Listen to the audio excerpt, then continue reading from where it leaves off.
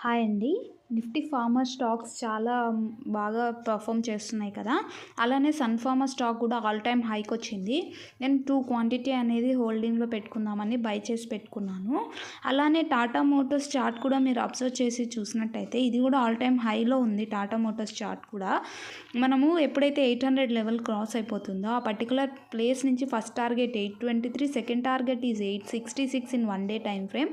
అదే weekly time ఫ్రేమ్‌లోకి మారిపోతే మన టార్గెట్ వచ్చేసి 928 అండ్ 1076 అనేది నా లాస్ట్ టార్గెట్. ఖచ్చితంగా అది అచీవ్ అవుతాము, ఎందుకంటే అది ఆల్ టైమ్ హై బ్రేక్అవుట్ దగ్గర ఉంది కాబట్టి. సో నేను ఈరోజు సన్ ఫార్మా స్టాక్ అనేది 2 క్వాంటిటీ తీసుకున్నాను. అలానే నిన్న మీకు షిప్లా చెప్పాను కదా, అది కూడా నిన్న క్వాంటిటీ 3 అనేది బై చేసి పెట్టుకున్నాను. అలానే దివీస్ ల్యాబ్ కూడా ఆల్ టైమ్ హైలో ఉంది, సో అది కూడా బై చేసి పెట్టుకున్నాను. ఇలా మీ పోర్ట్ఫోలియోని కూడా మీరు బిల్డప్ చేసి పెట్టుకోండి.